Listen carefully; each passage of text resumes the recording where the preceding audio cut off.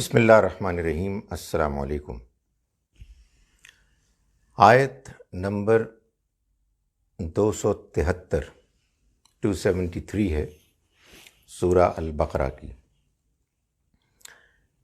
اعوذ باللہ من الشیطان الرجیم، بسم اللہ الرحمن الرحیم۔ للفقراء الذین احصروا فی سبیل اللہ، یہ خاص طور پر ان لوگوں کے لیے ہے، ان غریبوں کے لیے، احصروا فی سبیل اللہ، جو گھرے ہوئے ہیں اللہ کے راستے میں، لا یستطیعون ضربا فی الارض، وہ زمین میں سفر نہیں کر سکتے، دوڑ دھوپ نہیں کر سکتے۔ یحسبہم الجاہل اغنیاء، انہیں ناواقف کھاتا پیتا غنی سمجھتے ہیں، من التعفف، ان کی اس رویے کی وجہ سے کہ جو ان کے اندر خودداری ہے، خودداری کے رویے کی وجہ سے۔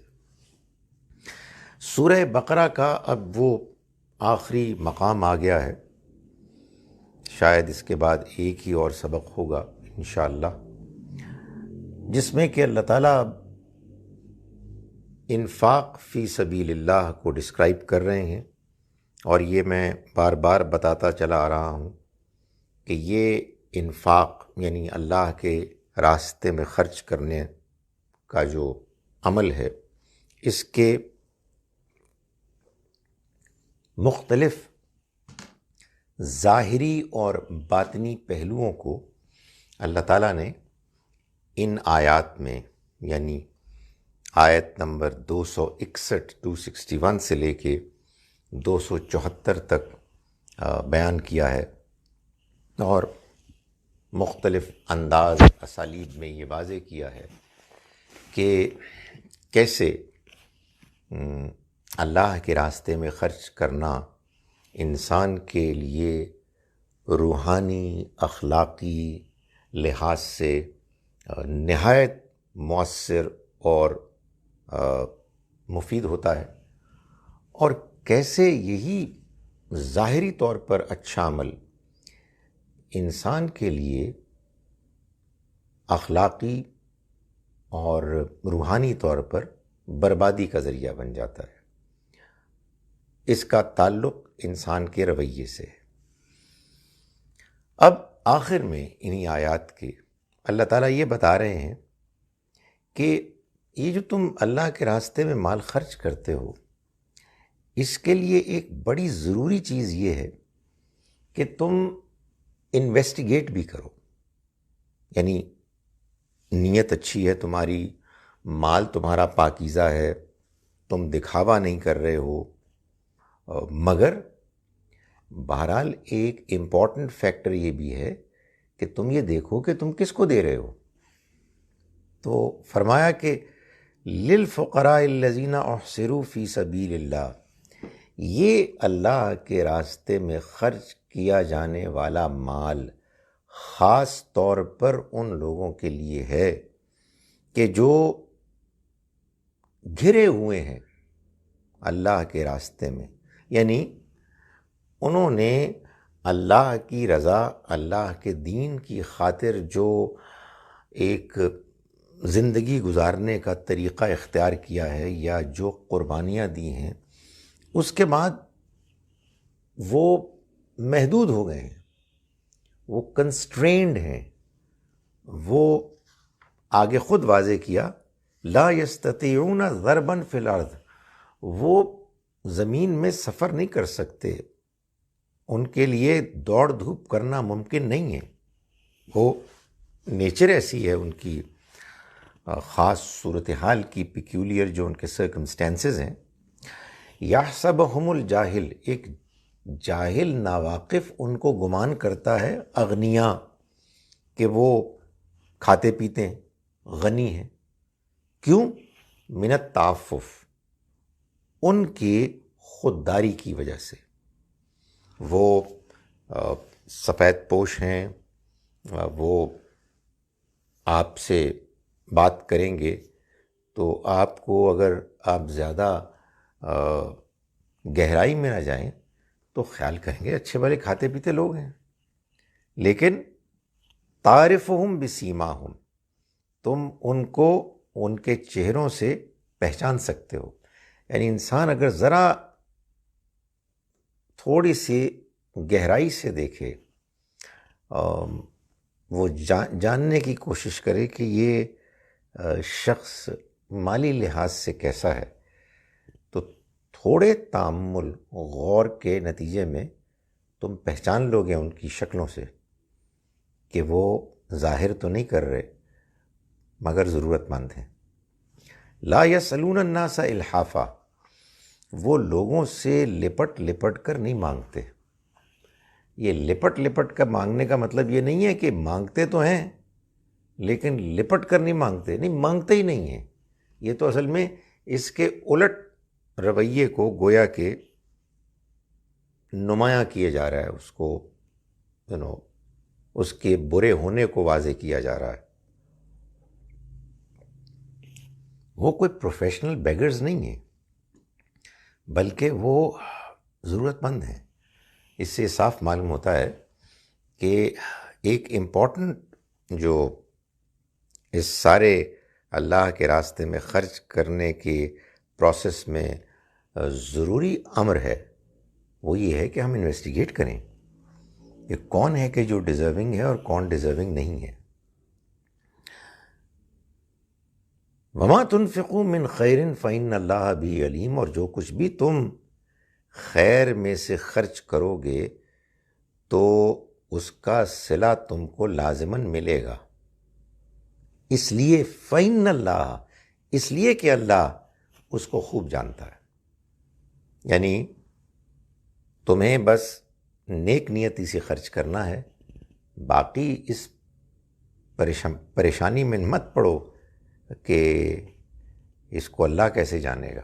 اللہ سب جانتا ہے، اس لیے وہ تمہارے اس خلوص بھرے عمل کی قدر کرے گا اور اس کو بڑھائے گا، چڑھائے گا.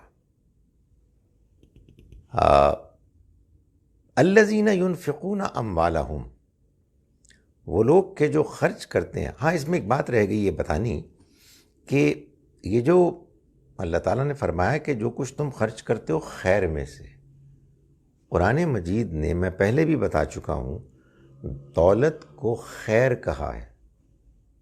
اگر دولت اچھی نیت، اچھے طریقے، جائز انداز میں حاصل کی جائے، اس کو اپنے اوپر بھی جائز حد تک خرچ کیا جائے اور اللہ کے راستے میں اس کو اچھی نیت کے ساتھ خرچ کیا جائے، تو یہ خیر ہی خیر ہے.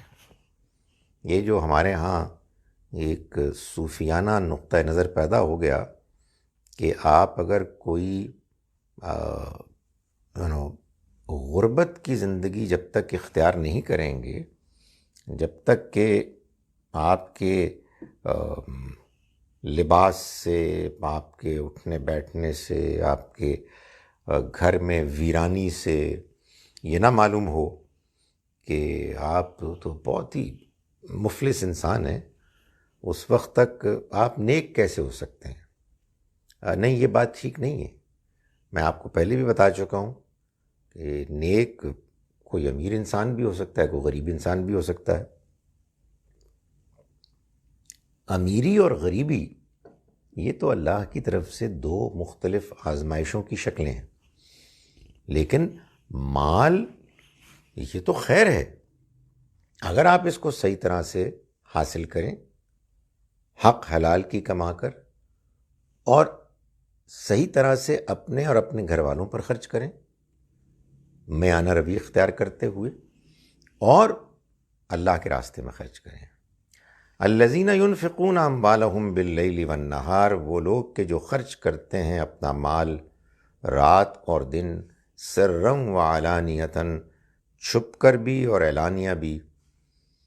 فلہم اجرہم عند ربہم، تو ان کے لیے ان کا اجر ہوگا ان کے رب کے ہاں.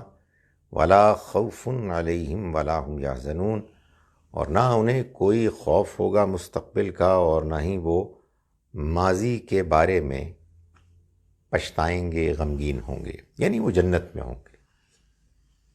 یہ جنت کا ڈسکرپشن ہے کہ جنت وہ جگہ ہے جہاں نہ کوئی ماضی کا غم ہوگا، نہ کوئی مستقبل کا خوف اندیشہ ہوگا۔ لوگ مختلف سوالات کرتے رہتے ہیں کہ جی وہاں یہ کیا ہوگا، وہ کیا ہوگا، جو ان کے رشتہ دار نہیں جا سکیں گے جنت میں تو پھر غم تو ہوا۔ اس کا سادہ جواب یہ ان کا غم نہیں ہوگا، خدا تعالیٰ کا وعدہ ہے۔ خدا تعالیٰ جو فرماتا ہے وہ بڑا کلیئر اور کنسسٹنٹ ہوتا ہے اپنے بیان میں۔ الذین یأکلون الربا، وہ لوگ کہ جو سود کھاتے ہیں، لا یقومون، وہ نہیں کھڑے ہوں گے، الا کما یقوم الذی یتخبطہ الشیطان من المس، کہاں نہیں کھڑے ہوں گے؟ قیامت کے روز نہیں کھڑے ہوں گے وہ قیامت کے روز، مگر کما یقوم، جیسے کھڑا ہوتا ہے وہ شخص، یعنی ویسے کھڑے ہوں گے جیسے کھڑا ہوتا ہے وہ شخص، یتخبطہ، جس کو مخبوط الحواس، دیوانہ بنا دیا ہو شیطان نے، من المسی، اپنے چھونے سے، چھوت سے۔ ایک تو یہ سوال ہے کہ یہ اچانک سود کا، ربا کا ذکر کہاں سے آ گیا؟ نہیں، اچانک نہیں آیا۔ اگر میں اس کا ترجمہ یوں کروں، الذین یأکلون الربا، کہ اس کے برعکس، اس کے برخلاف وہ لوگ جو سود کھاتے ہیں ان کا معاملہ ایسا ہوگا تو شاید کچھ بات واضح ہو جائے کہ ابھی اللہ تعالیٰ اللہ کے راستے میں خرچ کرنے کا ذکر کر رہے تھے، اور اب اللہ تعالیٰ اس کے بالکل الٹ، اس کے اپوزٹ، ضد کو بیان کر رہے ہیں، وہ لوگ کہ جو سود کھاتے ہیں۔ یہ قرآن مجید کا ایک بڑا کنسسٹنٹ سٹائل ہے کہ اللہ تعالیٰ رات کو بیان کرتے ہیں تو دن کو بھی بیان کرتے ہیں، اہل جنت کو بیان کرتے ہیں اور جنت کا بیان کرتے ہیں تو ساتھ ہی جہنم کا بھی بیان کرتے ہیں، نیک لوگوں کے اوصاف بیان کرتے ہیں تو بروں کے بھی بیان کرتے ہیں، اور اگر اللہ کے راستے میں خرچ کرنے کو بیان کرتے ہیں تو اس کے بالکل اپوزٹ سود کھانے والوں کو بھی بیان کیا اس نے۔ یہ ایک دوسرے کے اپوزٹ کیوں ہیں؟ بھائی ایک جذبہ تو یہ ہے کہ میرے پاس میری ضرورت سے زیادہ مال ہے تو میں اس کو اللہ کے راستے میں خرچ کروں، ضرورت مندوں پر، اور ایک رویہ یہ ہے کہ میں اس مال کو، یہ میرا ہے، اگر میں کسی کو دوں گا قرض پہ تو میں اس سے لازماً یہ طے کرواؤں گا کہ تم مجھے ایک مدت کے بعد جب میری یہ رقم واپس کرو گے تو اس کی ویلیو سے لازماً زیادہ دو گے۔ یہ ایک بالکل ہی مجرمانہ رویہ ہے۔ بھائی آپ نے کسی کو قرض دیا ہے، اس بیچارے کی ضرورت ہے، اول تو آپ کو ویسے ہی دے دینا چاہیے تھا اس کو، آپ اس کے حوالے کرتے کہ بھائی میری ضرورت سے زیادہ میرے پاس مال پڑا ہوا ہے، یہ تمہارا ہے، چلیے۔ آپ کے اندر اتنا حوصلہ تو نہ ہوا تو آپ یہ کہیں کہ دیکھو اس وقت میری ضرورت نہیں ہے، تم لے لو، جب تمہارے لیے ممکن ہوا تم مجھے واپس کر دینا۔ تو یہ تو ہے جس کو کہتے ہیں قرض حسن۔ قرض حسنہ تو ایک غلط ہمارے ہاں ایکسپریشن ہے، وہ تو قرضاً حسناً ہو تو ہوگا قرض حسن۔ تو قرض حسن تو ٹھیک ہے، یعنی اللہ کے راستے میں خرچ کرنے سے کمتر ہے، لیکن بہرحال ایک بہت اچھی جائز چیز ہے۔ لیکن ایک آدمی کہتا ہے نہیں جی میں دوں گا بھی تو آپ کو اس شرط پہ دوں گا، ٹھیک ہے مجھے معلوم ہے آپ کی ضرورت ہے، اور ٹھیک ہے میرے پاس مال اضافی موجود ہے، لیکن میں آپ کو ایسے نہیں دوں گا، آپ مجھ کو میرے مال پر ایک گارنٹیڈ طے شدہ اضافہ دیں گے۔ یہ جو طے شدہ اضافہ ہے یہ ربا ہے، یہ سود ہے، یہ انٹرسٹ ہے، اور اس کو قرآن مجید نے بھی حرام قرار دیا ہے، پہلے بھی یہ حرام تھا، انسان کی اخلاق میں بھی اور دین میں بھی یہ ناجائز ہے۔ اور یہ ذاتی ضرورت کے لیے دیے گئے قرضوں پر بھی اور کاروباری قرضوں پر بھی دونوں طرح سے ناجائز ہے۔ بلکہ حقیقت یہ ہے کہ ابھی ایک آیت آئے گی جس سے بھی یہ بات معلوم ہوگی، اور سورہ روم سورہ نمبر 30 اس کی آیت نمبر 39 سے بھی یہ بات معلوم ہوتی ہے کہ جس زمانے میں قرآن مجید نازل ہو رہا تھا اس زمانے میں اکثر سود پر قرضے دیے جاتے تھے کاروباری مقاصد کے لیے، ضرورت مندوں کو نہیں بلکہ کاروباری مقاصد کے لیے۔ تو کہنے کا مقصد یہ ہے کہ یہ کوئی ایسا نہیں ہے کہ یہ آج یہ بات ایجاد ہوئی ہے، یہ طریقہ کہ لوگوں کو کاروبار کی ضرورت ہے تو ان کو اب ہم سود پہ قرض دے دیتے ہیں، وہ کماتے ہیں بہت زیادہ، تھوڑا سا ہم کو بھی دے دیں تو اس میں کیا حرج ہے۔ نہیں، یہ اس زمانے میں بھی ایسا ہی تھا اور اللہ تعالیٰ نے اس کو حرام قرار دیا۔ اب ظاہر ہے کہ اس وقت میں آپ کو سود پر تو لیکچر نہیں دے رہا، اس لیے اس میں بہت سے سوالات ہیں، مگر میں 3 باتیں کلیریفیکیشن کے لیے بیان کر رہا ہوں۔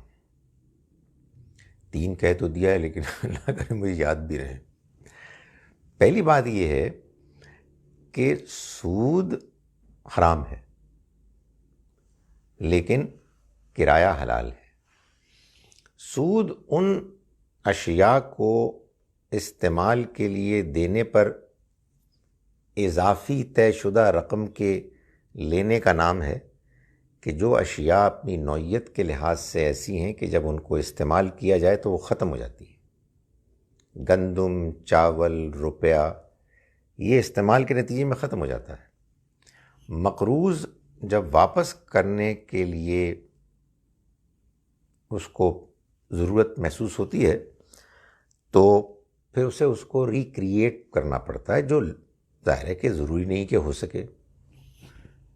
جبکہ کرائے میں کیا ہوتا ہے کہ جو آپ کسی کو شے دیتے ہیں، جس پہ وہ آپ کو کرایہ دیتا ہے، وہ شے جب استعمال ہوتی ہے تو اسے کچھ نہیں ہوتا، وہیں رہتی ہے، انٹیکٹ رہتی ہے۔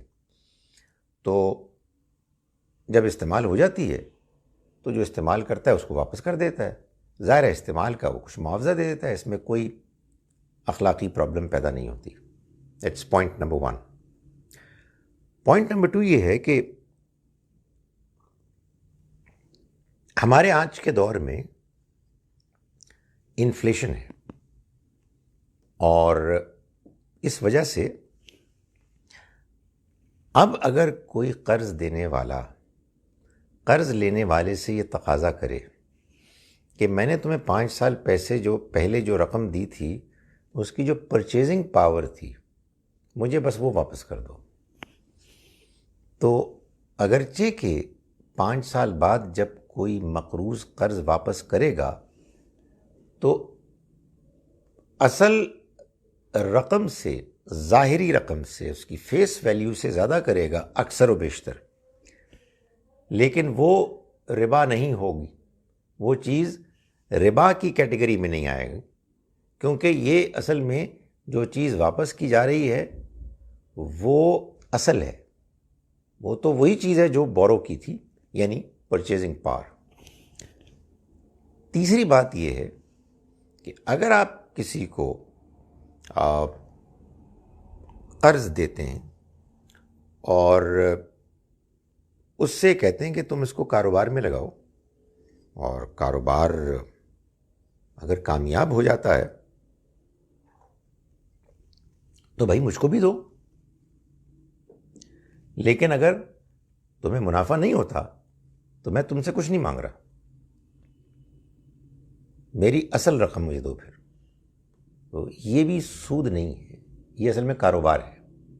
یعنی آپ چاہے نفع اور نقصان میں شراکت کے پہلو سے انویسٹ کریں، چاہے آپ یہ کہیں کہ میں منافع میں شرکت کروں گا، نقصان ہوا تو میں لوں گا کچھ نہیں، تو یہ بھی سود نہیں ہے۔ سو کہنے کا مقصد یہ ہے کہ اگر ہم ربا کی حرمت کو امپلیمنٹ کرنے چلیں گے تو معاملہ کوئی اتنا امپاسبل نہیں ہے، لیکن بہرحال کچھ کانسیپٹس کلیئر ہونے چاہیے۔ ہمارے ہاں لوگ بعض اوقات اتنے ان ریزنیبلی ریجڈ ہو جاتے ہیں کہ جس کے بعد آدمی محسوس کرتا ہے کہ کوئی امکان نہیں ہے کہ سود کی حرمت کے بعد آپ بینکوں کو چلا سکیں یا جدید جو اکانومی ہے اس کو آپ رن کر سکیں۔ فرمایا کہ وہ لوگ کہ جو سود کھاتے ہیں۔ اچھا ایک اور بات بھی جان لیں، یہ چوتھی بات ہو گئی کہ قرآن مجید میں سود کھانے کا ذکر ہے، کھلانے کا ذکر ہے ہی نہیں۔ یعنی سود دینے کا، معاف کیجیے گا، سود دینے کا کوئی ذکر نہیں ہے۔ بھائی جو کھا رہا ہے وہ مجرم ہے، جو بیچارہ دے رہا ہے وہ تو مجرم کیسے ہے؟ وہ تو مجبور ہے، اس کو آپ بغیر سود کے دیں گے، قرض تو لے لے گا، وہ کیوں نہیں لے گا؟ تو جب اویلیبل ہی نہیں ہے تو وہ تو دینے پہ مجبور ہے، وہ مجرم کیسے ہو گیا؟ فرمایا وہ لوگ کہ جو سود کھاتے ہیں وہ قیامت کے روز کھڑے نہیں ہوں گے مگر اس شخص کی مانند کہ جس کو شیطان نے چھو کر اپنی چھوت سے دیوانہ بنا لیا ہو۔ اس سے ایک بات تو یہ معلوم ہوئی کہ یہ جو بعض لوگوں کے بارے میں آتا ہے کہ وہ کچھ دیوانے سے ہو گئے ہیں اور یہ کہا جاتا ہے کہ ان کے اوپر جن آ گیا ہے، تو سب کے بارے میں تو میں نہیں کہہ رہا، لیکن یہ بالکل ممکن ہے۔ قرآن اسی کو بیان کر رہا ہے جس کو ہم پنجابی میں کہتے ہیں اونو جن چمبڑ گیا ہے۔ سو یہ معلوم ہوتا ہے کہ یہ ہوتا ہے، مگر اکثر کیسز میں یہ وہ ہے کہ جو بس لوگ اپنی طرف سے بنا لیتے ہیں، مگر یہ ایک واقعہ قرآن کے بیان سے لگتا ہے کہ دیکھو جیسے تم دیکھتے ہو نا کہ بعض اوقات شیطان کے چھونے سے ایک شخص دیوانہ بن گیا ہے، مخبوط الحواس ہو گیا ہے، قیامت کے روز وہ لوگ کہ جو سود کھاتے ہیں وہ بھی ایسے ہی اٹھیں گے۔ ذالک بانہم، یہ اس وجہ سے ہوگا کہ انہوں نے قالو کہا انما البیع مثل الربا، کہ خرید و فروخت تجارت بھی تو ربا کی مانند ہے۔ وَأَحَلَّ اللَّهُ الْبَيْعَ وَحَرَّمَ الرِّبَا، اور عجیب بات ہے کہ اللہ نے بیع کو تو حلال کر دیا اور ربا کو حرام کر دیا۔ یعنی اللہ تعالیٰ یہ فرما رہے ہیں کہ یہ اتنی عجیب و غریب بات ہے جو یہ لوگ کرتے ہیں کہ جو کوئی دیوانہ ہی کر سکتا ہے۔ بھائی خرید و فروخت، تجارت اور ربا، ان میں زمین آسمان کا فرق ہے۔ وہاں ایک شخص باقاعدہ محنت کرتا ہے، رسک لیتا ہے، وہ اگر منافع کماتا ہے تو اس کے نقصان سے دوچار ہونے کے بھی بڑے امکانات ہوتے ہیں، اور وہ لوگوں کی خدمت کرتا ہے اپنے اس پورے تجارتی عمل کے نتیجے میں، جس میں کہ اسے اندازہ ہوتا ہے کہ وہ نقصان سے دوچار ہوگا، اور ادھر ایک صاحب بیٹھے ہوئے ہیں، ان کے پاس اضافی رقم ہے اور وہ اس انداز میں دے رہے ہیں کہ وہ کہہ رہے ہیں کہ مجھے نہیں معلوم ہے، میں آپ سے اپنی اصل سے زیادہ لوں گا، آپ کو فائدہ ہوتا ہے، آپ کو نقصان ہوتا ہے، مجھے اس سے کوئی سروکار نہیں، کوئی دلچسپی نہیں۔ تو ان میں زمین آسمان کا فرق ہے۔ ایک میں حوصلہ ہے، غیرت ہے، محنت ہے، قربانی ہے، دوسرے میں بزدلی ہے، بے غیرتی ہے اور کم حوصلگی ہے. سو دونوں میں کیا کمپیریزن ہے؟ تو فرمایا کہ ہاں ہم نے، اس میں کوئی شک نہیں ہے کہ اللہ نے سود کو حرام ٹھہرایا. فمن جاءہ موعظۃ من ربہ، تو جس کے پاس آ گئی نصیحت اس کے رب کی طرف سے، فانتہا، پھر وہ رک گیا، فلہ ما سلف، تو اس کا ہے جو کچھ گزر گیا، یعنی جو وہ لے چکا.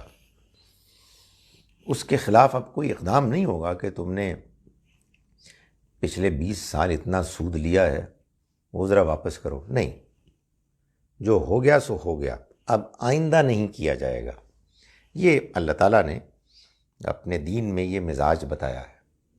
اللہ یہ نہیں کرتا کہ ایک شخص ہے کہ جو ماضی میں سود لیا کرتا تھا، اب اس کو احساس ہوا ہے تو پچھلی ساری اس کو ختم کرے. یہ ہمارے یہاں بعض لوگوں کا مزاج ہے، وہ اللہ کے بارے میں ہی گمان رکھتے ہیں کہ 15 سال کی عمر سے ہمیں نماز پڑھنی تھی اور ہمیں 45 سال کی عمر میں احساس ہوا ہے تو پچھلی نمازیں بھی پڑھ لیں. بھائی آپ ضرور پڑھ لیں، لیکن اللہ تعالیٰ یہ نہیں کہہ رہے.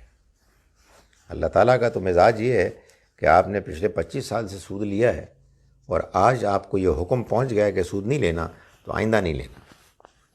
پچھلے کے بارے میں فرمایا کہ فلہ ما سلف، اس کا ہے جو وہ لے چکا، وَأَمْرُهُ إِلَى اللَّهِ، اور اس کا معاملہ اللہ کے حوالے ہے.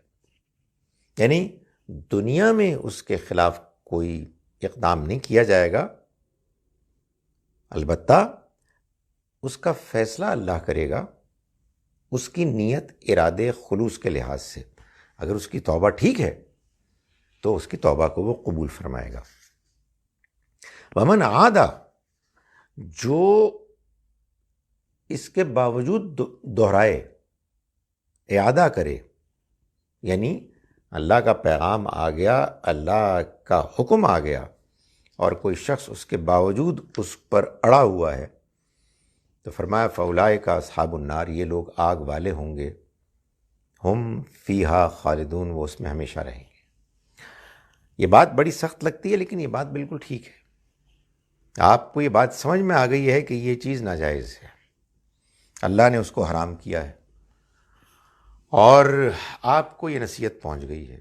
اللہ تعالیٰ نے فرمایا پہلے جو کچھ ہوا میں اس پر تمہیں مجبور نہیں کر رہا کہ تم اس کو لوٹاؤ، آئندہ نہیں کرنا. تو آپ نے کہا جی کہ آئندہ بھی کروں گا میں. یہ جو رویہ ہے یہ میں پہلے بھی بتا چکا ہوں، اور معاملات میں بھی، یہ اصل میں کفر ہے. چنانچہ میں یہ بار بار کہتا ہوں کہ قرآن مجید یہ بتاتا ہے کہ جس کو آپ کفر کہتے ہیں وہ مسلمان بھی کر سکتے ہیں، غیر مسلم بھی کر سکتے ہیں. اس کا تعلق اس بات سے ہے کہ آپ کو صحیح بات معلوم ہو گئی لیکن آپ اس کے باوجود اس کا انکار کر رہے ہیں. تو یہ بھی اس کی ایک مثال ہے کہ بات تو آپ کو معلوم ہو گئی کہ سود لینا ناجائز، حرام ہے. آپ نے کہا اچھا میں تو لوں گا. یہ نہیں ہو سکتا، یعنی ایک بندہ مومن سے نہیں ہو سکتا. ہو تو سکتا ہے، لوگ کرتے ہیں. یمحق اللہ الربا ویربی الصدقات، اللہ سود کو مٹا دے گا اور صدقات کو بڑھائے گا. یعنی قیامت کے روز یہ سود، اس کی کوئی حیثیت نہیں ہوگی، سب ضائع ہو جائے گا، اکارت جائے گا. اور جیسا کہ ہم نے پہلے پڑھا، اللہ کے راستے میں خرچ کرنا اور خیرات ہے جس کو اللہ تعالیٰ بڑھائے گا، چڑھائے گا، ایک دانے سے 700 دانے نکالے گا. واللہ لا يحب کل کفار اثیم، اور اللہ ان لوگوں کو ہرگز پسند نہیں کرتا کہ جو کفار ہیں، ناشکرے ہیں اور اثیم ہیں، حق تلفی کرنے والے ہیں. ناشکرے تو اس لیے ہیں کہ اللہ نے ان کو ان کی ضرورت سے زیادہ دولت دی، اور بجائے اس کے کہ وہ اللہ کے راستے میں خرچ کر کے اللہ کو راضی کرتے، وہ اس سے مزید ایسے کمانا چاہتے ہیں کہ دوسرے کا چاہے نقصان بھی ہو جائے انہیں اس سے کوئی دلچسپی نہیں. اور یہی وہ چیز ہے کہ جو حق تلفی بھی ہے، کہ آپ دوسروں کا حق مار رہے ہیں. ان بیچاروں نے محنت کی، کوشش کی، وہ کامیاب نہیں ہو سکے، ٹھیک طرح سے کما نہیں سکے، اور آپ تلے ہوئے ہیں کہ آپ کو لازماً اپنا اصل اور اس میں اضافہ چاہیے. ان الذین آمنوا وعملوا الصالحات، یقیناً وہ لوگ کہ جو ایمان لائے اور جنہوں نے نیک اعمال کیے، واقاموا الصلاۃ وآتوا الزکوٰۃ، اور انہوں نے نماز کا اہتمام کیا اور زکوٰۃ ادا کی، لہم اجرہم عند ربہم، تو ان کے لیے ان کا اجر ہوگا ان کے رب کے ہاں، ولا خوف علیہم ولا هم یحزنون، اور ان کے لیے نہ کوئی خوف ہوگا مستقبل کا اور نہ ہی وہ غمگین ہوں گے ماضی کے بارے میں. یہ بار بار جنت کا بیان یوں آ رہا ہے، اور اس کی وجہ یہ معلوم ہوتی ہے کہ اللہ تعالیٰ یہ بتا رہے ہیں کہ یہ تم جو مال خرچ کرنے کے معاملے میں کچھ ہچکچاتے ہو، اس لیے کہ پتہ نہیں کیا ہونے والا ہے مستقبل میں، اور جب خرچ کرو تو بعد میں تم پچھتاؤ کہ پتہ نہیں خرچ کیا تو اچھا ہوتا نہ کرتے، ہمارے پاس پیسے ہوتے. نہیں، جو لوگ حوصلہ کر کے اللہ کو راضی کرنے کے لیے اللہ کے راستے میں اپنا مال خرچ کرتے ہیں، ان کو وہ جنت ملے گی جس میں نہ کوئی مستقبل کا خوف ہوگا، اندیشہ ہوگا، نہ ماضی کا غم ہوگا، پچھتاوا ہوگا. یا ایھا الذین آمنوا، ایمان والو، اتقوا اللہ، اللہ سے ڈرو، وذروا ما بقی من الربا، اور چھوڑ دو جو کچھ بھی ربا میں باقی رہ گیا ہے. یعنی اللہ سے ڈرو اور آئندہ ربا کی بنیاد پر معاملات نہ کرو، ان کنتم مومنین، اگر تم واقعی مومن ہو. بڑی واضح اور بڑی سخت یہ ہدایات ہیں، جس میں کوئی کمپرومائز کی کوئی گنجائش نہیں ہے.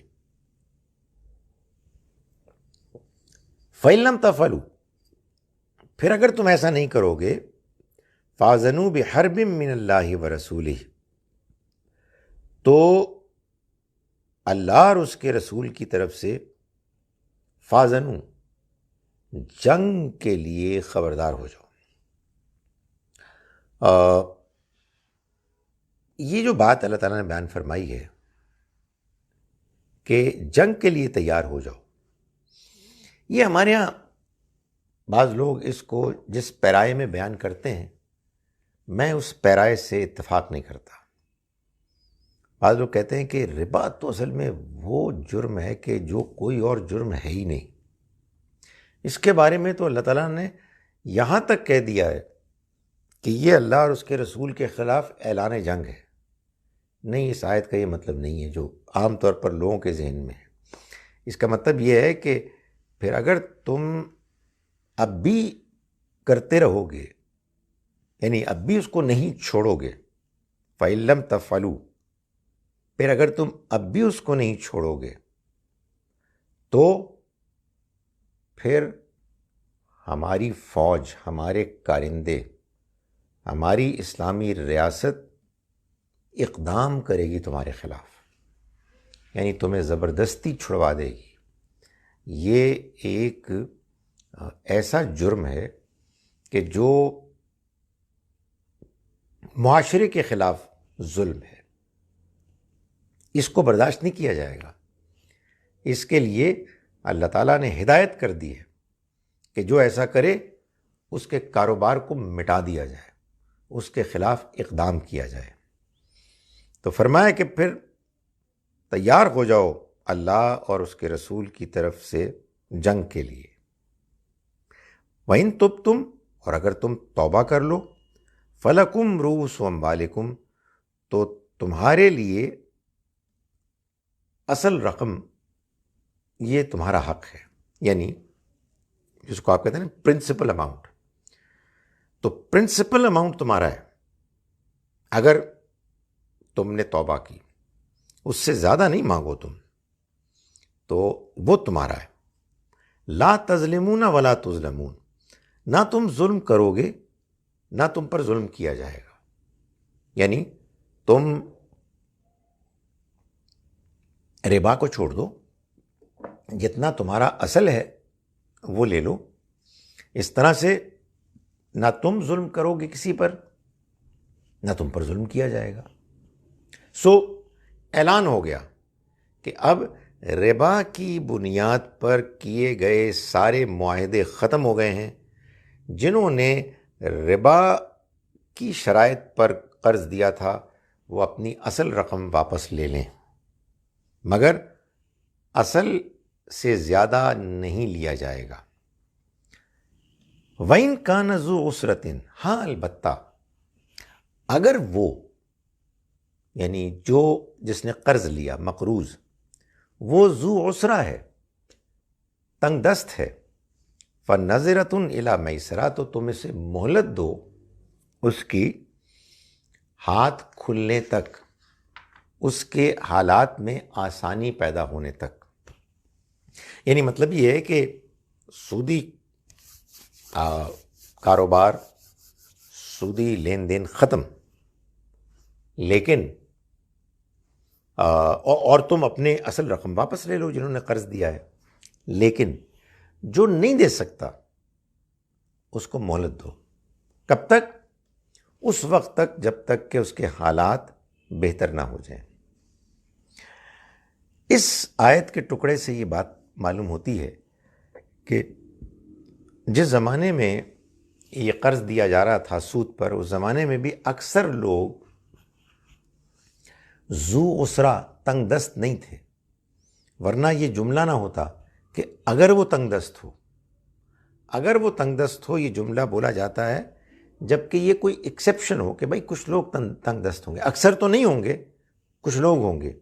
تو اگر وہ تنگ دست ہوں، کون؟ جن کو کہ قرض دیا گیا اور وہ اب واپس نہیں کر سکتے فوراً، فَنَظِرَةٌ، تو مہلت دی جائے گی اِلیٰ میسرہ، ان کے حالات بہتر ہونے تک۔ عام طور پر تم رقم واپس لے لو، کیوں؟ اس لیے کہ اکثر لوگوں کو تو تم نے کاروباری قرض دیا تھا تو وہ تو تمہیں واپس کر دیں گے، لیکن کوئی بیچارہ اگر ضرورت مند ہے اور وہ تمہیں قرض واپس نہیں کر سکتا تو تم اسے مہلت دو۔ وَأَن تَصَدَّقُوا، اور یہ بات کہ تم صدقہ کر دو، بخش دو، یہ چیز وہ ہے کہ فرمایا کہ خیر لکم، یہ تمہارے لیے بہتر ہے۔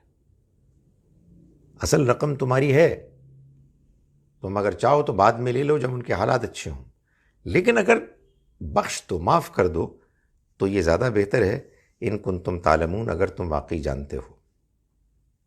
واتقوا یوماً، اور ڈرو اس دن سے، ترجعون فی، لوٹائے جاؤ گے تم جس میں، الی اللہ، اللہ کی طرف، ثم توفی، پھر پورا پورا دے دیا جائے گا، کل نفس، ہر انسان کو، ما کسبت، جو اس نے کمایا، وہم لا یظلمون، اور اس پر کوئی ظلم نہیں کیا جائے گا۔ یہ سود کا معاملہ ہوا۔ اس کے بعد اسی سے متعلق ایک اور بات لے لی گئی، اور وہ ہے محض قرض۔ یعنی ایک تو سودی قرض ہے نا، وہ تو ناجائز ہو گیا، لیکن ایک قرض تو ہوگا۔ آپ نے کسی کو رقم دی اس کی ضرورت کے لیے، اس کے کاروبار کے پیش نظر، تو اگر ایسا ہو تو اب اللہ تعالیٰ نے جو بات بیان فرمائی وہ اگلی آیت میں ہے، جو آیت قرآن مجید کی سب سے طویل آیت ہے، the longest آیا آف دا قرآن۔ یہ آیت نمبر 282 ہے، اس کو آیت دین بھی کہتے ہیں، یعنی وہ آیت کہ جس میں قرض کے بارے میں اللہ نے ہدایات دی ہیں۔ یا ایھا الذین آمنوا، ایمان والو، اذا تداینتم بدین، جب تم ادھار کا لین دین کرو، الی اجل مسمی، کسی مقرر مدت کے لیے، فاکتبوہ، تو اسے لکھ لو۔ یعنی قرض کا معاملہ ایسا ہے کہ اس کی لکھت پڑھت ہونی چاہیے. یہ نہ ہو کہ تم کہو کہ بھائی آپس میں اعتماد کا معاملہ ہے تو ایسی بھی کیا بے اعتباری، آپ ہم سے لکھوائیں گے. نہیں، اصل میں جہاں زیادہ اعتماد ہوتا ہے وہیں پر زیادہ جھگڑے بھی ہوتے ہیں. سو گھپلے سے، غلط فہمی سے، بھول چوک سے بچنے کے لیے بہترین طریقہ یہ ہے کہ آپ اگر قرض لے دے رہے ہیں تو آپ اس کو لکھ لیں. وَلْيَكْتُبْ بَيْنَكُمْ كَاتِبٌ بِالْعَدْلِ، اور چاہیے کہ کاتب لکھنے والا تمہارے درمیان انصاف کے ساتھ قرض کے معاملے کو لکھے. وَلَا يَأْبَى كَاتِبٌ أَن يَكْتُبَ كَمَا عَلَّمَهُ اللَّهُ فَلْيَكْتُبْ، اور لکھنے والا کاتب انکار نہ کرے اس بات سے کہ وہ لکھے جیسا کہ اللہ نے اسے سکھایا، تو اسے چاہیے کہ وہ لکھے. یعنی یہ اللہ کا احسان ہے کہ اس نے اس کو لکھنا سکھایا. اب اس لکھنے کی ضرورت پیش آ رہی ہے معاشرے میں، تو اب وہ اس سے انکار نہیں کر سکتا. وَلْيُمْلِلِ الَّذِي عَلَيْهِ الْحَقِّ، اور چاہیے کہ املا کرائے وہ کہ جس کے اوپر حق ہے، یعنی جو مقروض ہے. وَلْيَتَّقِ اللَّهَ، اور چاہیے کہ وہ ڈرے اللہ سے، ربہ، جو اس کا رب ہے.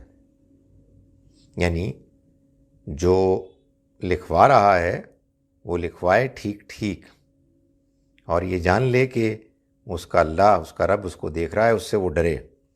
وَلَا يَبْخَسْ مِنْهُ شَيْئًا، اور اس میں کسی چیز کی کمی نہ کرے.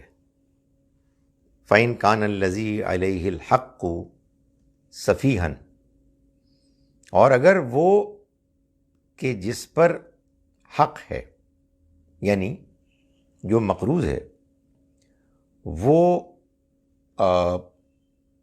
کوئی کمزور ہے، یعنی اس کے اندر کم عمری کی وجہ سے یا کسی وجہ سے نادانی ہے،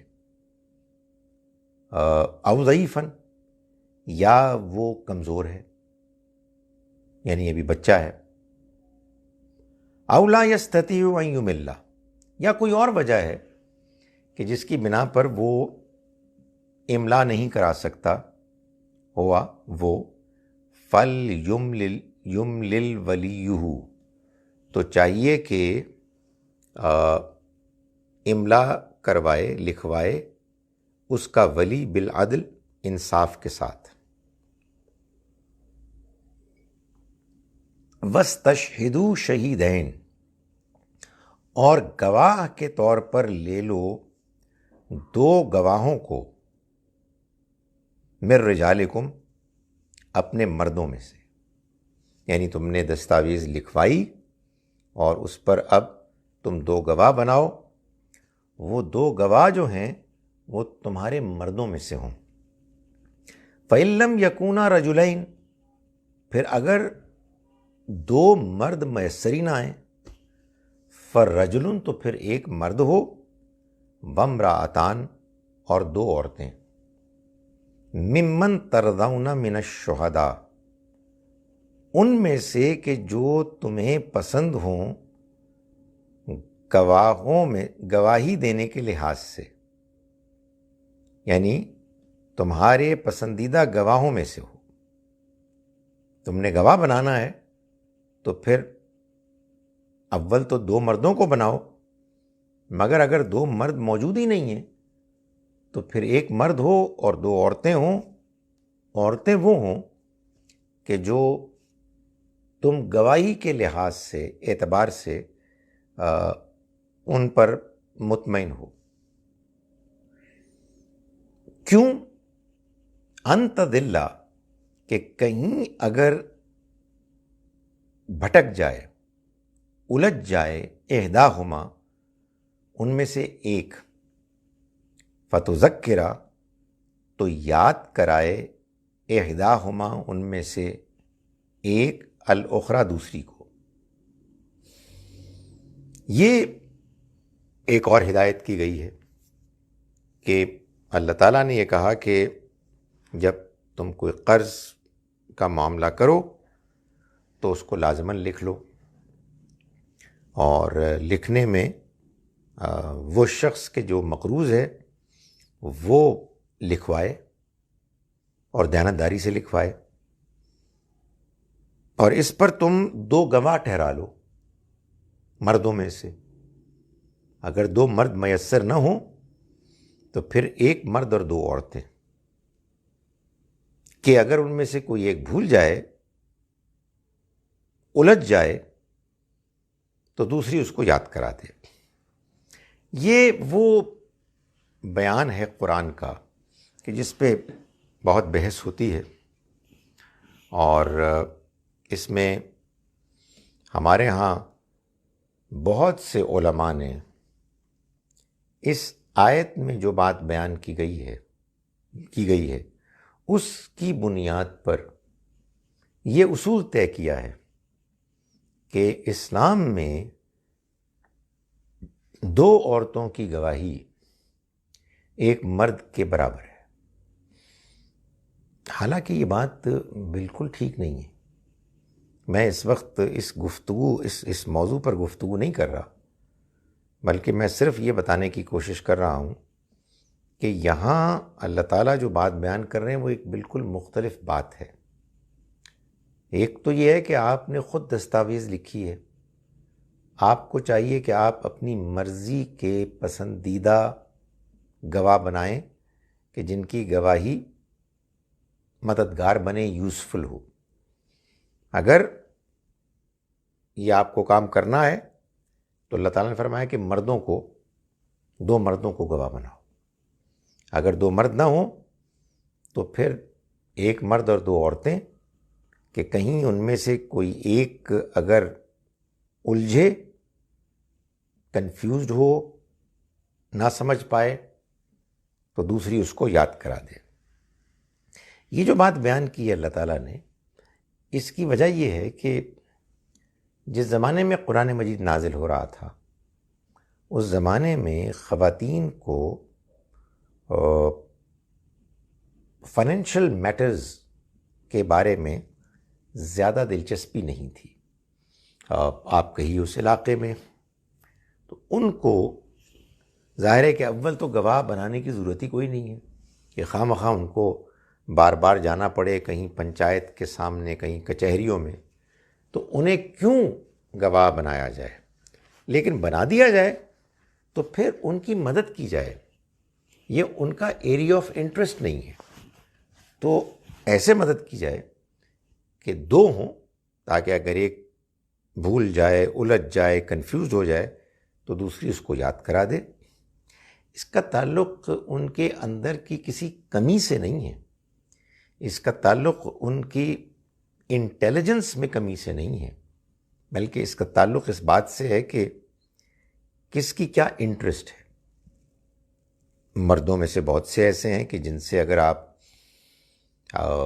بچوں کے بالکل بچپنے میں جب وہ ابھی دودھ پی رہے ہوتے ہیں تو ان کے معاملات کے بارے میں پوچھیں تو انہیں بہت تھوڑا معلوم ہوگا، اور اگر کسی معاملے میں گواہ بنائیں تو انہیں یاد بھی نہیں ہوگا، بہت مشکل ہوگا.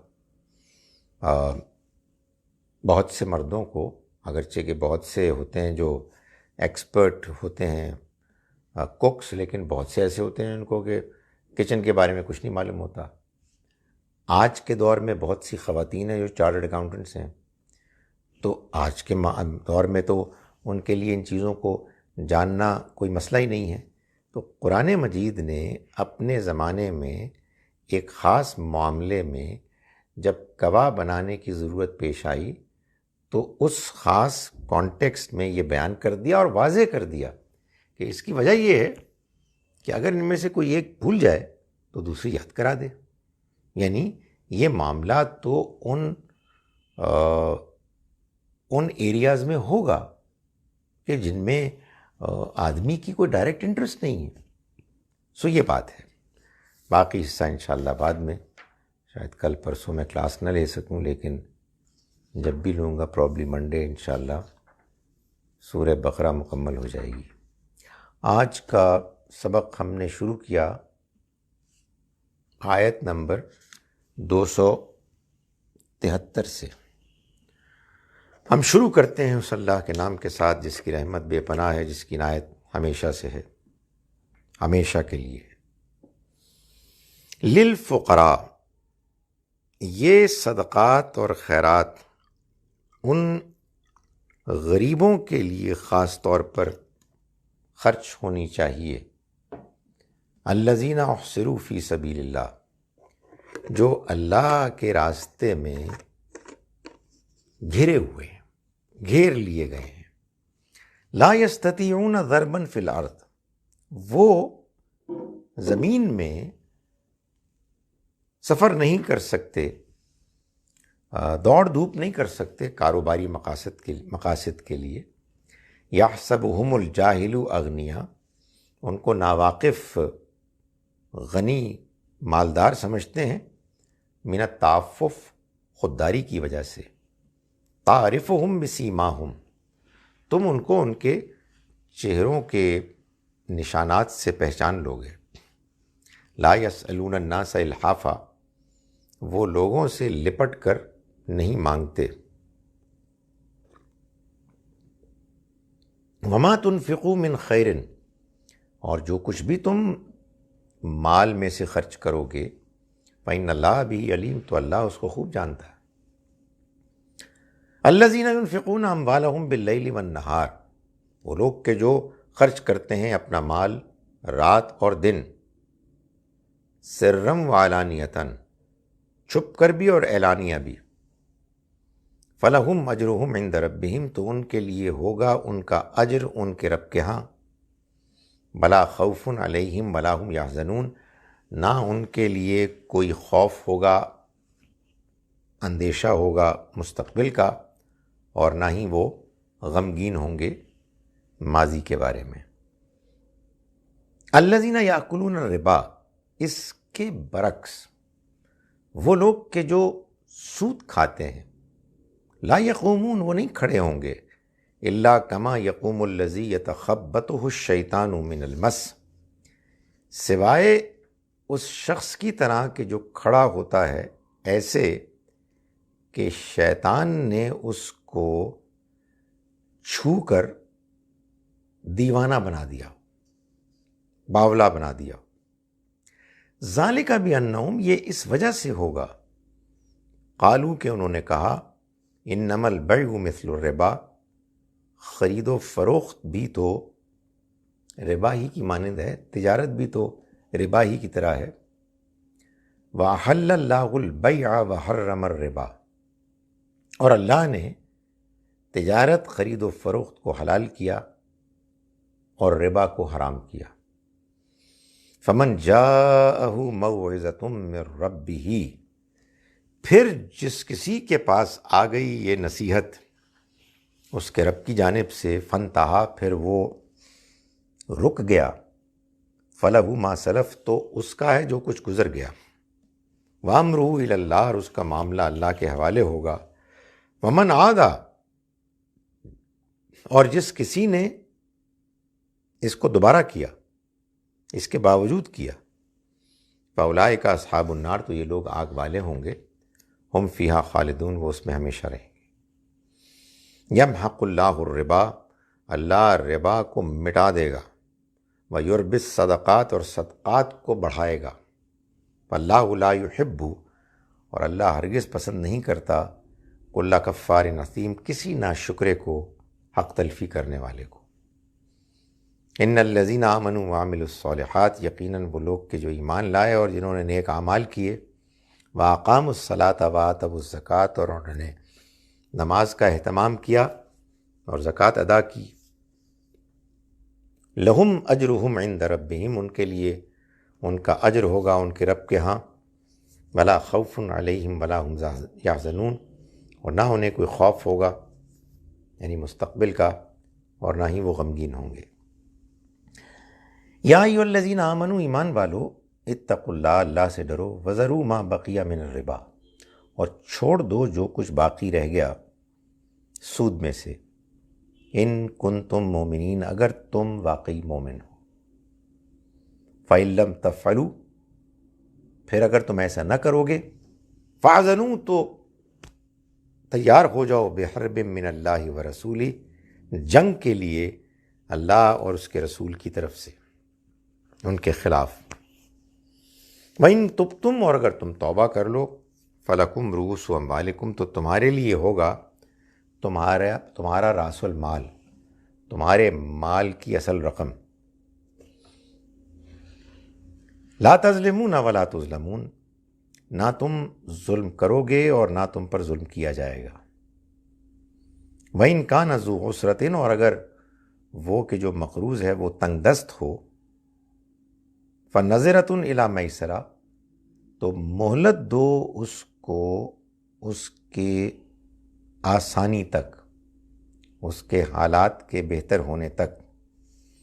وَأَن تَصَدَّقُوا، اور یہ بات کہ تم معاف کر دو، بخش دو، صدقہ کر دو، خیر لکم، تمہارے لیے بہتر ہے، ان کنتم تعلمون، اگر تم واقعی جانتے ہو۔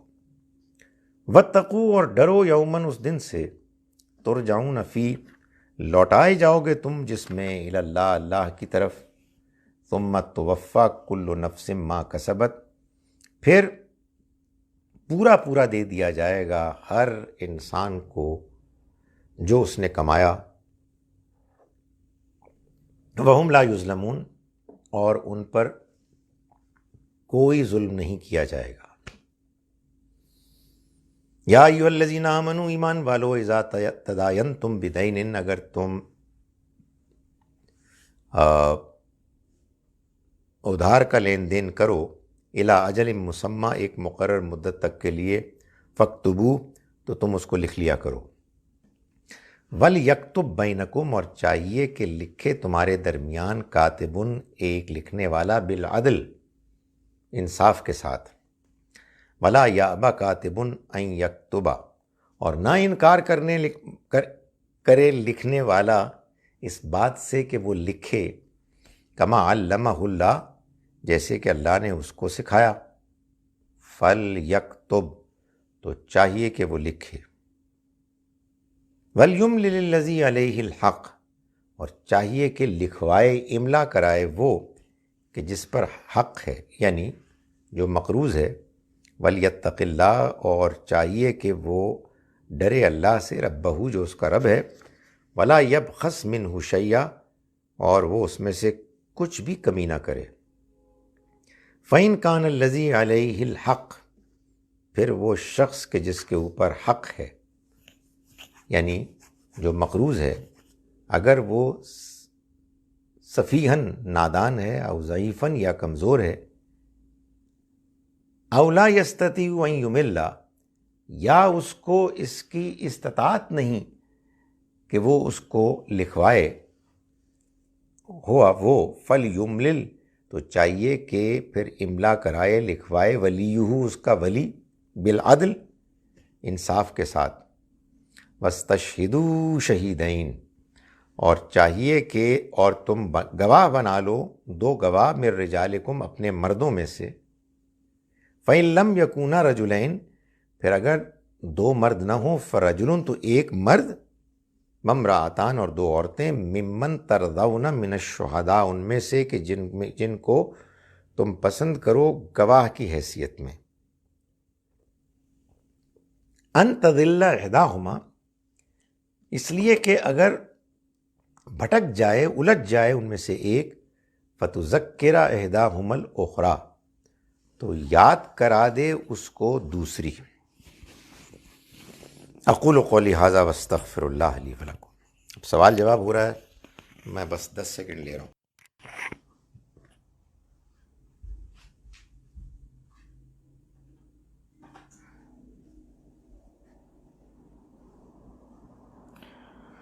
اچھا جناب، سوال جواب۔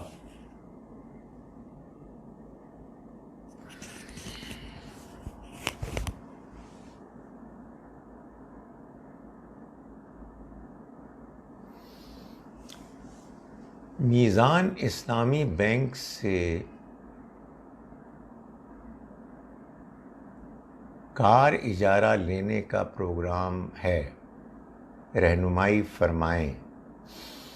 ضرور لیں، چاہے میزان سے لیں، چاہے کسی کمرشل بینک سے لیں۔ کار کا جو اجارہ ہے یعنی لیزنگ، یہ تو کرایہ ہے نا۔ لیزنگ پر جو چیزیں آپ لیتے ہیں، چاہے وہ مارٹگیج ہو مکان، چاہے وہ گاڑی ہو، یہ اصل میں بیسیکلی ہائر پرچیز ہے، HIRE، ہائر پرچیز۔ یہ ایگریمنٹ ہے جس کا کیا مطلب ہے؟ اس کا مطلب یہ ہے کہ آپ شے کو خرید بھی رہے ہیں اور کرائے پر بھی لے رہے ہیں۔ سائملٹینیس پروسیس ہے، بڑی اچھی ایک پروڈکٹ ہے یہ۔ اس طرح کی ارینجمنٹس کو پروڈکٹ بھی کہتے ہیں کہ آپ کو گاڑی چاہیے، اب گاڑی ہے 50 لاکھ کی، اتنے پیسے تو نہیں ہیں آپ کے پاس، تو بینک نے کہا کہ آپ ایسا کریں کہ ڈاؤن پیمنٹ کر دیں 10 لاکھ کی، گاڑی ہم آپ کو دیتے ہیں، اب آپ کو باقی 40 لاکھ، مگر یہ اب آپ نے انسٹالمنٹس دینی ہے 30,000 rupees per month over a period of what ever, 5 سال جو بھی ہے۔ تو اب یہ آپ جو انسٹالمنٹس دیں گے، اس میں کچھ حصہ وہ ہوگا جو کرایہ ہوگا، کچھ حصہ وہ ہوگا کہ جو اصل رقم کی طرف ہوگا۔ سو اس میں کوئی حرج نہیں ہے، یعنی آپ ایسا کر سکتے ہیں۔ اور یہی معاملہ مکان کے ساتھ بھی ہے۔ میں نے آپ کو بتایا کہ سود تو وہ ہوتا ہے کہ جو آپ کسی ایسی شے کو استعمال کے لیے دینے پر اضافی ویلیو کی صورت میں لیتے ہیں، جس شے کی نوعیت ایسی ہے کہ جب اس کو استعمال کیا جائے تو وہ ختم ہو جاتی ہے، ایگزاسٹ ہو جاتی ہے، اس کو دوبارہ ری پروڈیوس کرنا پڑتا ہے۔ گاڑی انٹیکٹ رہتی ہے، مکان انٹیکٹ رہتا ہے، اس لیے اس پر جو کچھ بھی ہوگا وہ کرایہ ہوگا۔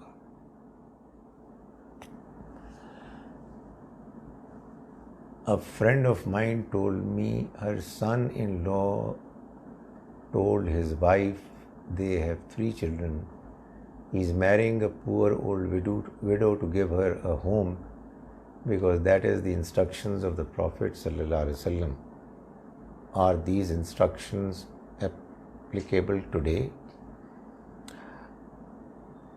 مجھے ٹوڈے کا سمجھ میں نہیں آیا، مطلب دین ہر زمانے کے لیے، البتہ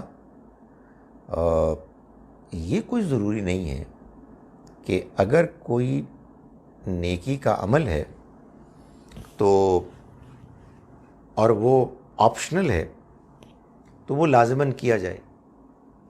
یعنی یہ بات کہ آپ غریبوں کی مدد کریں، یہ تو ہر زمانے کے لیے ہے، تب کے لیے بھی ہے، اب کے لیے بھی۔ ایسا تو نہیں ہے کہ دین کے کچھ ایسے بھی ہدایات ہیں جن کو اب ہم ترک کر رہے ہیں، کیوں؟ اس لیے کہ ہم ماڈرن ہو گئے۔ نہیں، یا تو دین بتائے گا کہ وہ چیزیں ایک خاص دور کے لیے تھیں، یا پھر ہم طے کریں گے کہ اگر وہ لازم نہیں ہے تو ہم ان کو کریں یا نہ کریں اپنے حالات کے لحاظ سے۔ سو کوئی بھی نیکی کا عمل جو کوئی شخص کرتا ہے ایسا جس کا اس کی ذات سے تعلق ہے، یعنی وہ اپنے ذاتی اخراجات میں کمی کر کے کسی کی مدد کر رہا ہے، بڑی اچھی بات ہے۔ اگر وہ روزے رکھ رہا ہے نفلی، اس سے اس کے اپنے ذات کو، اس کے اپنی جسم کو کچھ کمزوری لاحق ہوتی ہے، ظاہر ہے کہ یہ اس کا اپنا عمل ہے۔ لیکن اگر اس کی نیکی سے کسی اور پر اثر پڑ رہا ہے، کسی اور کو تکلیف ہو رہی ہے، پھر اس کو یہ نیکی کا عمل کرتے ہوئے یہ دیکھنا ہے کہ کہیں ایسا نہ ہو کہ اس نیکی کے عمل کے نتیجے میں نیکی کم اور برائی زیادہ پیدا ہو جائے. یہ ہر حال میں دیکھا جائے گا. یہ کسی بیوہ سے دوسری شادی کرتے ہوئے بھی دیکھا جائے گا کہ آپ نے نیکی کے جذبے کے تحت کسی خاتون سے شادی کر لی اور معلوم ہوا کہ پہلا جو آپ کا گھر ہے وہ برباد ہو گیا. تو نہیں، یہ کوئی آپ نے نیکی نہیں کی. یہ تو ایک طرف آپ نے نیکی کی اور دوسری طرف آپ نے برائی کی. تو ہر ایسی نیکی جس میں دوسرے کو نقصان ہو رہا ہے، دوسرے کسی شخص کو، یعنی ایک خاتون ہیں جو روزوں پہ روزے رکھی جا رہی ہیں، ان کے شوہر کہہ رہے ہیں کہ نہیں پلیز آپ ایسا نہ کریں، کچھ اور بھی معاملات ہوتے ہیں، تو ان کو she should better stop doing it. اس لیے کہ بہرحال انسان کے نیکی کے وہ اعمال جس سے کسی دوسرے کو کوئی تکلیف نقصان پہنچ رہا ہے، اس میں اس دوسرے کو راضی کرنا ضروری ہے، ورنہ اس کا امکان ہے کہ الٹا نقصان ہو جائے اور لینے کے دینے پڑ جائیں، نیکی کم ہو بدی زیادہ ہو جائے. یہ ہر حال میں کرنا پڑے گا. اور اس کا کوئی تعلق زمانے سے، دیکھیں یہ امپورٹنٹ ہے کہ جی آج بھی اپلیکیبل ہے. یعنی معلوم یہ ہوا کہ دین کا ایک حصہ اب متروک ہو چکا ہے.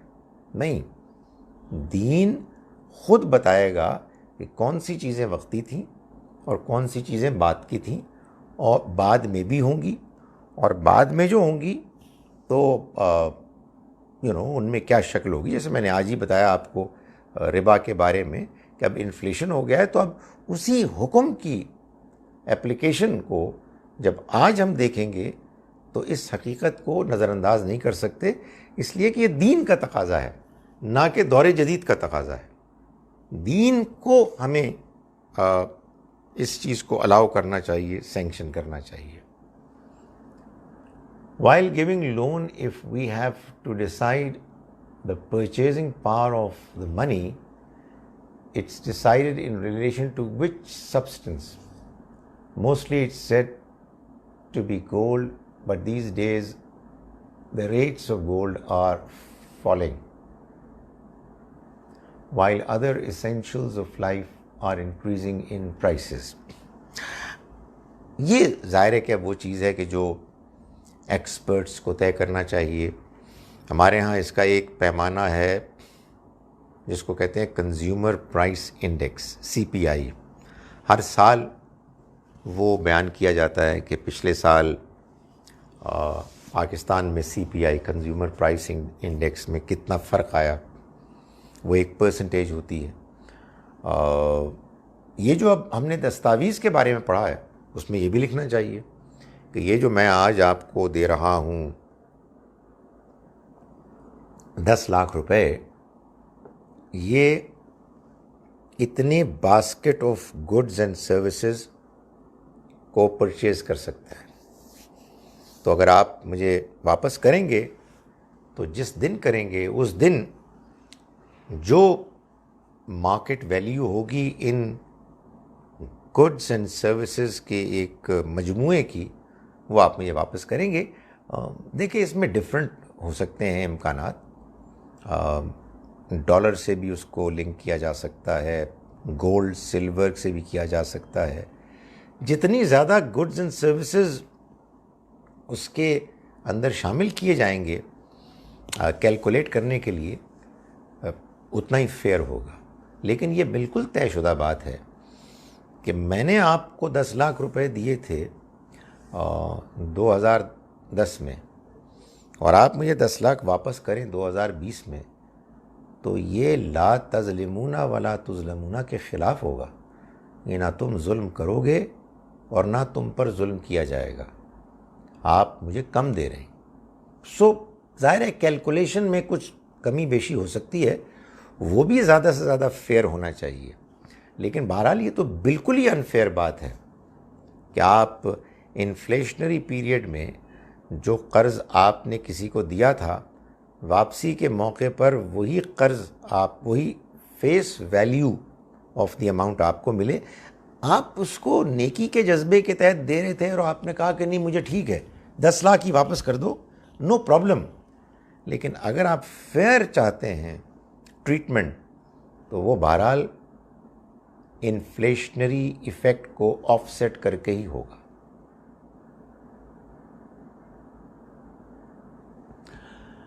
میں نے کسی سے حدیث جی اس کو کیسے میں پڑھا کروں, حضرت عائشہ رضی اللہ عنہا کے حوالے سے جس کا مفہوم جو مجھے سمجھ آیا وہ یہ تھا کہ ہر گناہ کی پوچھ گچھ بہرحال ہوگی. کیا یہ سچی توبہ قبول ہونے کے باوجود بھی اطلاق ہوگا؟ ایسا ہوا تو میں تو مارا جاؤں گا. کیا جواب دوں گا؟ نہیں یہ ایسے نہیں ہے, ایسے نہیں ہو سکتا.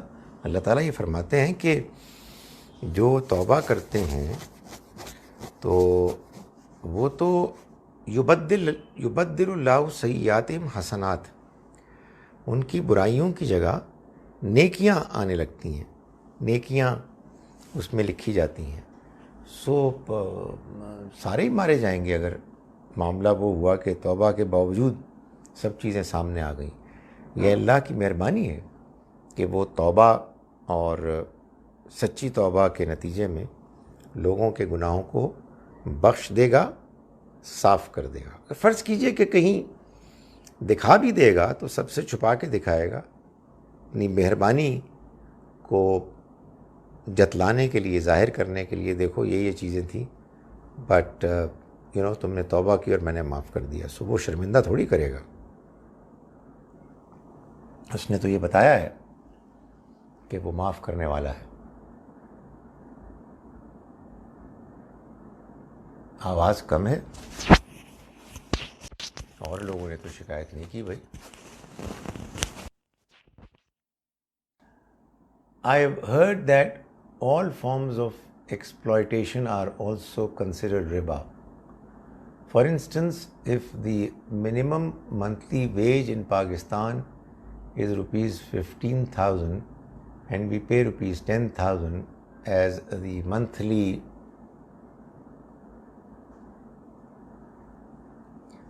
work, it will also be exploitation. دیکھیں بات یہ ہے کہ ایک جرم ہے چوری, ایک جرم ہے ڈکیتی, ایک جرم ہے رشوت, ایک جرم ہے ربا, ایک جرم ہے زنا, ایک جرم ہے شرک. ان کو مکس اپ نہیں کرنا چاہیے. ربا ہے. ربا ایک خاص نوعیت کی ایکسپلائٹیشن ہے. ہر ایکسپلائٹیشن کو جو لوگ ربا کہتے ہیں ان کے ہاں میری اپنی ناقص رائے میں ایک کنسیپچول غلطی ہے جس کی وجہ سے وہ یہ کہتے ہیں. وہ کنسیپچول غلطی یہ ہے کہ ان کا خیال یہ ہے کہ ربا کی جو کنڈمنیشن ہے ایسی کنڈمنیشن تو کسی اور چیز کی نہیں ہے. ہو نہ ہو یہ اصل میں ایکسپلائٹیشن ہے. اس میں جو کنسیپچول غلطی میں کہہ رہا ہوں وہ یہ ہے کہ ان کے خیال میں کسی برائی کا برائی ہونا تبھی ثابت ہوگا جب اس کی کنڈمنیشن قرآن میں ہو اور ایسی ہو جیسے کہ ربا کی ہے. نہیں, جو آبویس برائیاں ہیں جن میں سے بہت سی ایسی ہیں جن کو کہ قرآن نے بیان بھی نہیں کیا, وہ بھی بہت بڑے گناہ ہیں, بہت بڑے گناہ ہیں. یہ جو آپ ذکر کر رہے ہیں یہ بھی بہت بڑا گناہ ہے, لیکن اس کا نام ٹھیک لیں. وہ ضروری ہے کہ ہر ایکسپلائٹیشن کو ربا کہا جائے. سو کانسیپٹ کلیئر ہونا چاہیے, زبان کلیئر ہونی چاہیے, تاکہ جب ہم باتیں کریں تو ہم کلیئر باتیں کریں. سو ربا از سود از انٹرسٹ. وہ ایکسپلائٹیشن کی ایک خاص شکل ہے. ہر ایکسپلائٹیشن کو ربا نہیں کہا جائے گا.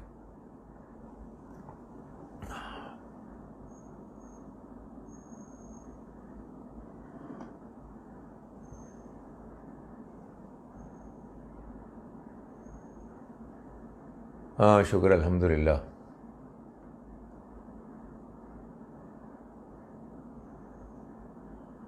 یار یہ آپس میں آپ لوگ گفتگو کر رہے ہیں تو میرا سوال کیا ہے آپ لوگوں کا؟ I should finish it now.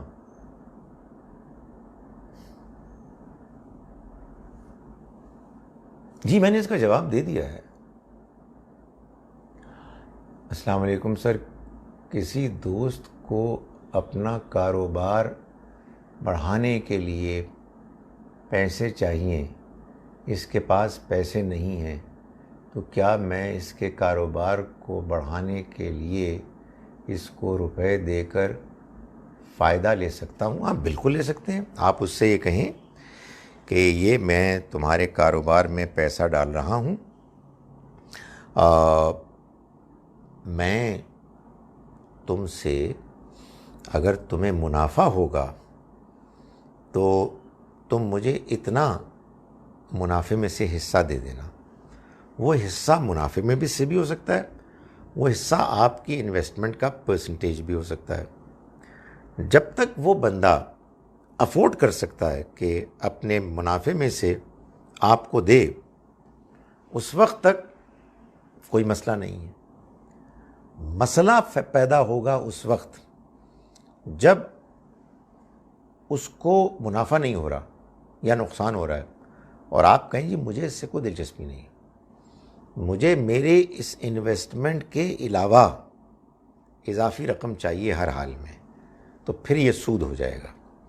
جب آپ یہ کہیں کہ نہیں اگر آپ کو نقصان ہو رہا ہے تو استغفر اللہ، میں کیسے آپ سے کوئی ایک پائی بھی لوں، تو یہی چیز ہے کہ جس کو اللہ تعالیٰ چاہتے ہیں کہ ہمارے اندر پیدا ہو، inculcate who.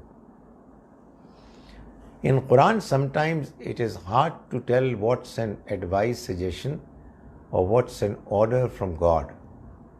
My understanding is even if a suggestion, it should be obeyed because it's from the Creator. نہیں یہ تو کوئی بات نہ ہوئی کہ کریٹر جو بھی بات کہے وہ حکم ہی مانے آپ.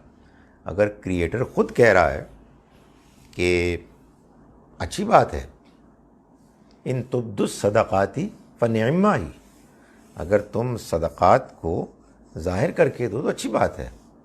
وَإِن تُخْفُوا، اور تم چھپاؤ اس کو، وَتُؤْتُوهَا الْفُقَرَاءَ، اور اس کو پھر دو غریبوں کو، تو یہ زیادہ بہتر ہے.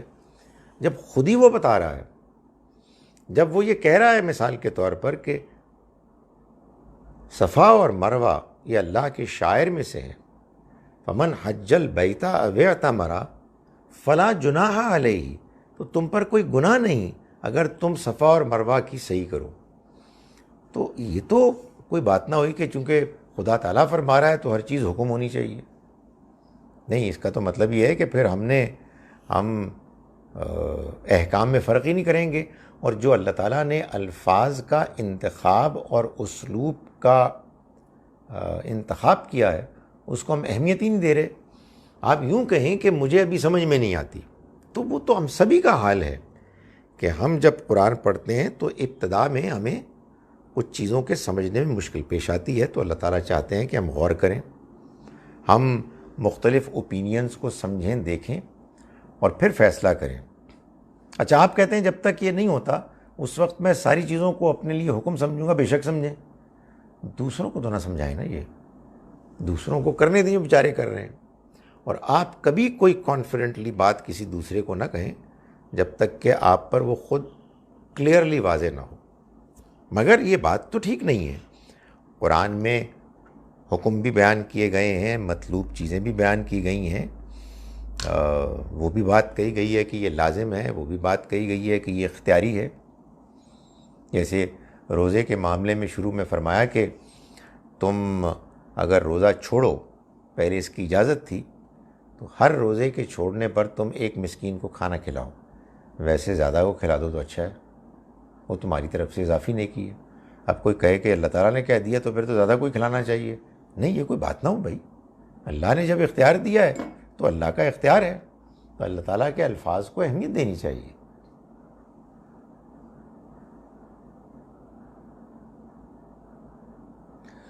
اچھا جناب، السلام علیکم ورحمۃ اللہ وبرکاتہ۔